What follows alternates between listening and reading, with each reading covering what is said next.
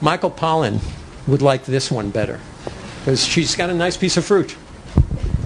You have to say, and it's healthier. And I think she's a little more Zoftic. I'm just going to keep going back and forth with this. I have to thank Leonardo, by the way, for all the details in the background. And I don't want to give him too much credit because he gets a lot of credit anyway.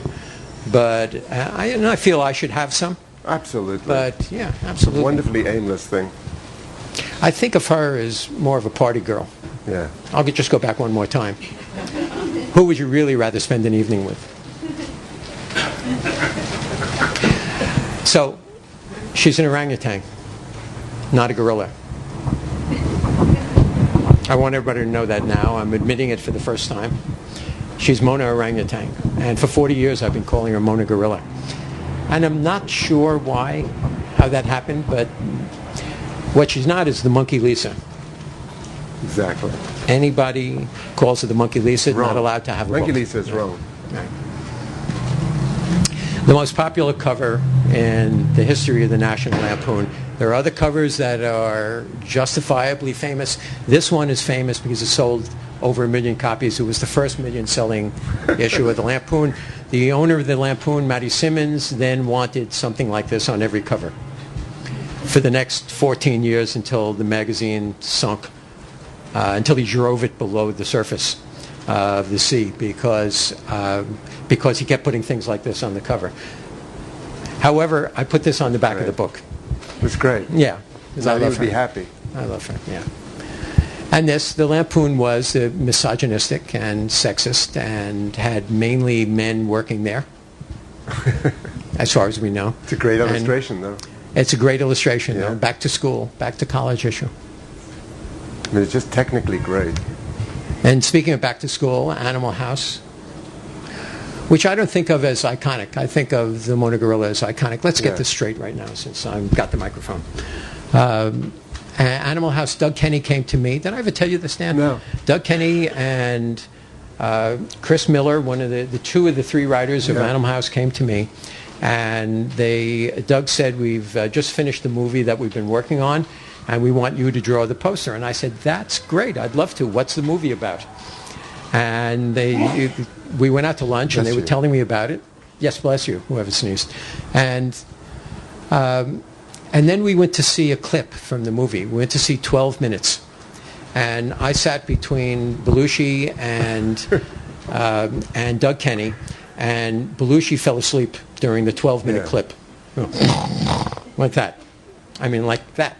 And the 12-minute clip was a riot. And I said to Doug afterwards, so these were the 12 funny minutes, right? And he said, no, they're all like that. And it turned out to be true. When I saw the movie later that year. Yeah, I remember that. And I just couldn't believe it. It was the whole thing was like that.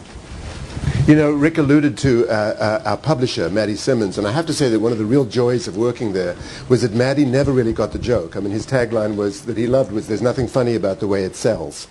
And in some ways, he never really understood what the magazine was about, which was incredibly amusing to all of us. And one of the things I remember about this was Sean Kelly's amazing delight in a story that came from the editing room about Matty getting impatient with the setup scenes. So if there was something that set up a joke, he'd say, take it out, it's not funny. It's funny when Belushi rides a motorbike up the stairs, cut straight to that. So to sort of, you know, whether they were trying to make a point or whether or not he actually browbeat them into doing it, he actually got to see that audiences didn't understand when you sort of went from punchline to punchline. But the fact that after all these years of owning the Lampoon, he had no idea of the setup of a joke, of the idea of why a joke makes you laugh, about the idea that somebody's not supposed to slip on the banana skin, was thrilling.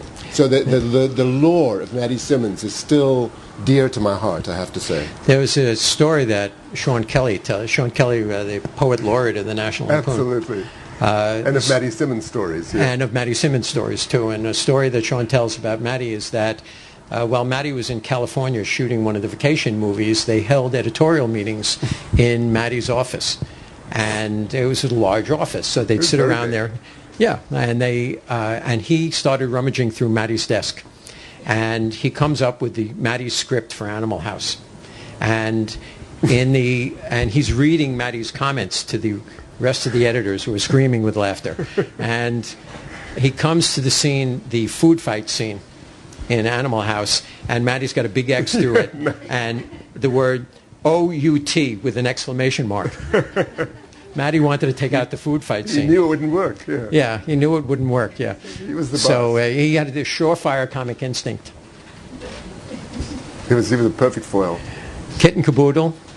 You remember this? Heaven, yeah, it's immortal. It's a story by Brian McConaughey. It was a comic book, and Brian always thought, he looked at all those wonderful Tom and Jerry cartoons, and the animals would get blown up and cut apart and then come back in the next scene. And he thought, well, what if when they came back in the next scene they didn't have legs, or they were bleeding or bandaged or missing an arm or something?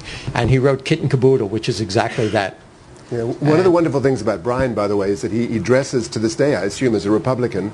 He wore a little bow tie, and he was kind of immaculate, and he was very deadpan. I don't remember ever seeing him... He's still deadpan. Yeah, I don't remember seeing him laughing. So I was one of the first meetings I had was with Brian, who explained his concept for a book about Hollywood that was going to be called The Naked and the Nude, which I thought was the funniest title I'd ever heard, but I was so intimidated by him and trying to understand what the assignment was.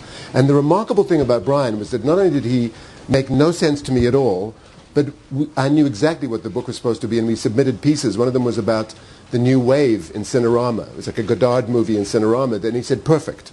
And I realized that he had perfectly communicated to me what he would explain everything in a Dada deadpan voice. I have no idea if he thought it was funny or he just thought it was right. But I think in this book, the piece of his with Mr. Goodbar, the Looking for Trouble, yes, is the comic book is maybe one of the single funniest pieces of business. It's inexplicably perfect in every frame. It's called Heading for Trouble. Heading for Trouble.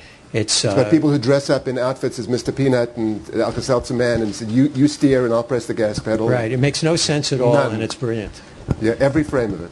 It's brilliant. I should say, when you came to the Lampoon, you came from a job somewhere else. You want to tell everybody where I was working in a very gloomy, draconian bookstore downtown called the Strand, where if you stole books, and everybody stole books, they would ride, hand trucks over your feet in the morning and stuff.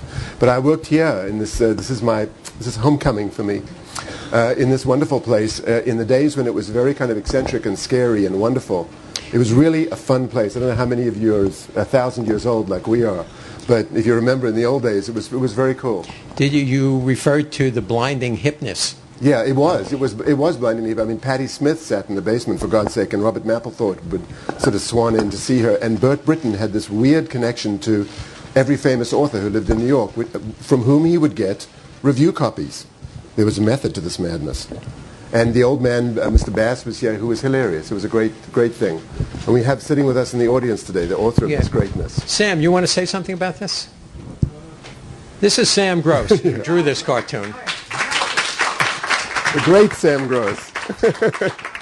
Quietest idea what I did. But it was funny. It was funny. Yeah. It was funny. I still don't, by the way. No. And this is iconic. There's that word. Sam, it's the look on the frog's face that makes that great. I mean, who could draw that the way Sam could? Yeah, and what's he eating, Sam? Yeah. Neither do I. But the frog's sort of Porgy and Bess look. He says, hey, what exposure are you using? And you talk about the look on the frog's face. Look at the look on her face. No. This wonderful... A master of the art, really. Yes, indeed. Mein Gott, it never occurred to me that Hansel and Gretel might be Hitler Youth. The car, Sam, the car is great. Yeah.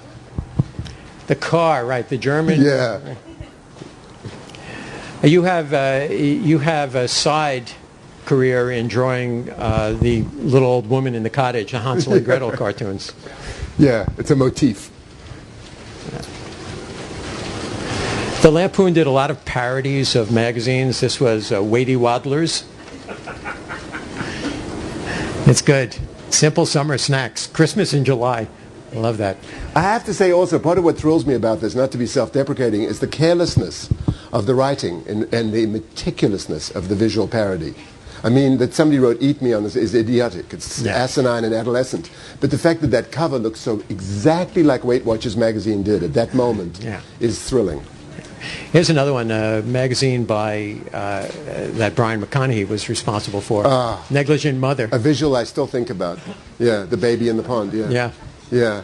It's kind of... And the neck, the swanning look of the mother with the drink. Yeah. What does it say? Instant via liquor and loud music. Shoplifting for the hell of it. Yeah. Everything he did was just right. And of course, Play Dead. So all the models in the magazine were dead. It may not seem funny. Yeah.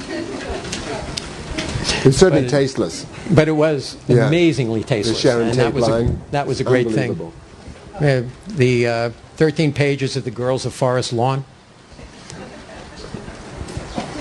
But let me go back to that a second because I just like it so much. The way this was photographed and laid out, it's a beautiful cover. Yeah. And the notion that it's a parody of Playboy. So they're really having fun with the form, and they nailed it. The National Lampoon High School yearbook parody was supposedly the yearbook of Estes Kefauver High School in Dacron, Ohio.